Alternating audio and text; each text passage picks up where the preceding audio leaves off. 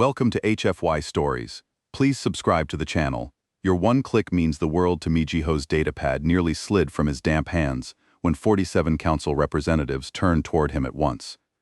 Above the circular floor, a physics equation hung in white light, waiting for a 20-year-old student to defend an idea that half the chamber wanted buried. 2 days earlier, he had only been worried about surviving his first semester. At Galactic Consortium University, being human meant being noticed. Jiho could enter a lecture hall quietly, sit in the rear row, and still feel students tracking him with sideways glances. Earth's reputation had arrived before him. Deathworld, dangerous species, unpredictable instincts. Professor Thalvin had been teaching advanced hyperphysics when he projected the famous null-point paradox across the room. For a millennium, faster-than-light engines had operated safely, even though accepted mathematics predicted that the process should produce catastrophic quantum instability. Entire civilizations had studied the contradiction. None had resolved it. Thalvin presented that failure almost as a monument. Jiho studied the equation instead. Something in its foundation bothered him. He raised his hand. Several nearby students shifted farther away. Thalvin's Valen skin flickered uneasily. "You have a question?" Jiho enlarged one section of the equation on his pad. "What happens if the problem starts before the calculation?" The professor's tentacles stilled. Jiho continued. "Everyone assumes space-time pushes against an FTL field. What if it responds differently?" A Quillan student near the front lowered all three of her raised arms. Thalvin drifted closer. "That assumption supports centuries of theoretical work." "I know." "Then you are questioning more than this equation," Jiho swallowed. "Maybe that is where the mistake is." He showed Thalvin a set of rough sketches. Jiho had removed the traditional resistance constant and replaced it with an adaptive term, treating spacetime as something capable of changing behavior under extreme stress. The mathematics were ugly, but the contradiction weakened. Thalvin stared at the pad long enough for the room to become uncomfortable.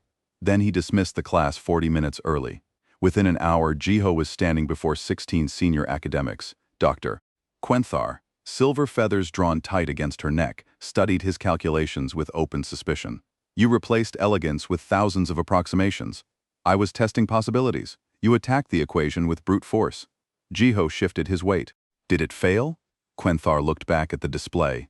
"No." That single word changed the room.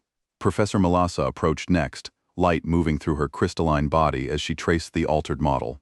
Jiho tried to explain what he had been thinking. Earth systems rarely survived because conditions stayed gentle. Human machines had backups. Human bodies compensated for injury. Human engineers expected components to fail and designed around failure. "What if spacetime also has a stable response to extreme stress?" he asked. "Not because it thinks, because resilience is one of its physical properties." Chancellor Vormis rose from his chair. "If this survives verification, the consequences extend far beyond physics." Thalvin turned toward him. "That is why we verify it. You misunderstand me. Scientific reputations, trade systems, political alliances, entire institutions depend on the existing model." Melassa's crystalline fingers left the display. "Then those institutions will have to survive being wrong." By evening, the meeting was already public. By the following morning, Jiho's face appeared across academic feeds. Some called him brilliant, others called him reckless. Faculty members argued over whether a first-year human should ever have been admitted. A petition demanding an inquiry into human enrollment gained hundreds of signatures. Jiho hid inside a small office in the physics building, while news drones floated beyond the windows. His chlorophyte friend Dion slipped through the door, yellow-green leaves trembling around her shoulders. "You should know something before you see it on a feed," she said. Jiho lowered his communicator. "What now?" "Professor Vantalis told his class you should be removed from the university." Jiho stared at her. "For asking a physics question? For making powerful people look foolish?" Before he could answer, Professor Thalvin entered with Ambassador Sori Lee. The ambassador looked as though she had not slept. "Earth's researchers have checked your first model," she said. "Dr. Minho Park's team believes the idea is viable." Jiho sank into his chair. "So this isn't disappearing?" "No." Thalvin's skin shifted toward a bright, nervous purple. "The Science Council intends to hear you tomorrow." Jiho laughed once, without humor. "I'm a first-year student." "Tomorrow," Lee replied, "you will also be the person who noticed what their experts missed." Melassa and Quinthar arrived carrying revised calculations. Quinthar placed a pad on the desk. We tested the adaptive model through multiple simulations. Jiho looked at her face. And, her feathers lifted slightly. The paradox collapses. For several seconds, Jiho heard only the ventilation system. Then every communicator in the room sounded at once. Security had intercepted an attempt to reach Jiho before the attacker entered the building. The details came quickly. A junior faculty member had been detained. The motive appeared political. Jiho's hands went cold. Someone wanted to attack me over an equation? Ambassador Lee was already directing security toward the door. Over what the equation represents, they moved him into the diplomatic quarter under guard. His family begged him to return to Earth. For several hours, he considered it. Then he looked at the revised model Melassa had sent him. If he left now, fear would decide whether the work survived. That night, Thalvin, Melassa, Quinthar, and Jiho prepared the presentation together. When Jiho admitted he might not know how to answer every council question, Thalvin gave him the simplest advice of the night.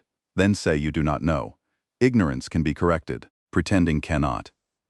The next day brought Jiho to the enormous council chamber and the equation floating above his head. He forced himself to begin. Our calculations did not fail because generations of scientists were incompetent. They failed because the same starting belief was carried from one generation into the next. Voices stirred through the tears. Jiho highlighted the old resistance term. Remove this assumption and model spacetime as dynamically elastic under FTL stress.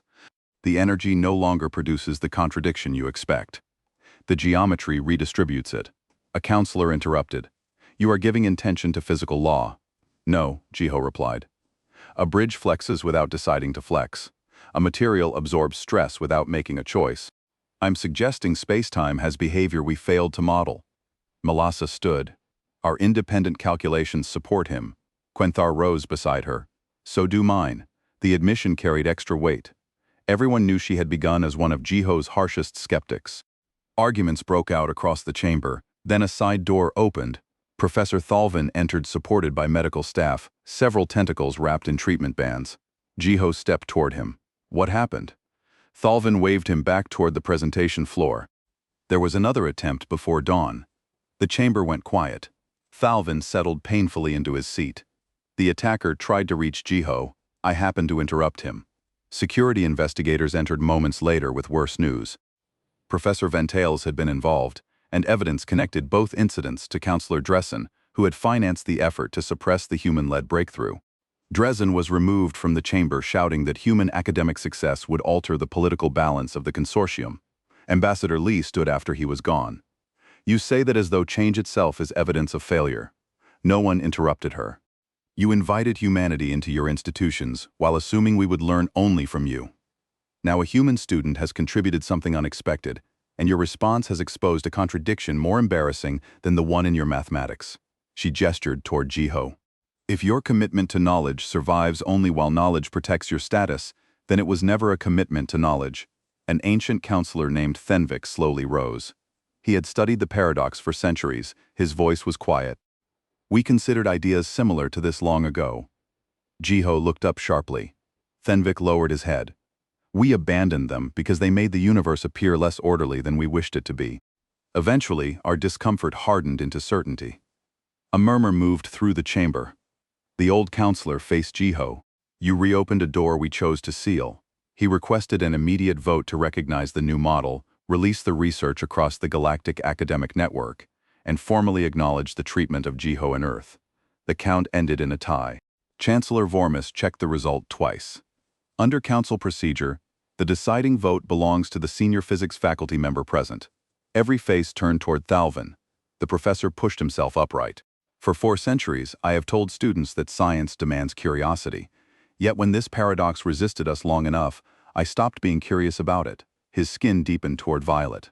Jiho did not defeat 1,000 years of intelligence. He challenged 1,000 years of habit. He looked directly at the student below. My vote is to release the work. Thenvik began striking his hands together. Others joined him. The applause spread through the chamber while Jiho stood beneath the equations, unable to speak. 3 weeks later, the consequences were measurable. FTL efficiency improved by more than 20% in early Hive Queen tests. The Prism Collective produced a drive configuration previously dismissed as unstable. Laboratories across dozens of worlds began reopening theoretical questions that had been considered settled. Earth received full membership in the Galactic Science Consortium. GCU expanded human admissions. Jiho was offered a research position years ahead of schedule. Months passed. Thalvin became his doctoral advisor. Quenthar developed a course centered on alternative problem-solving.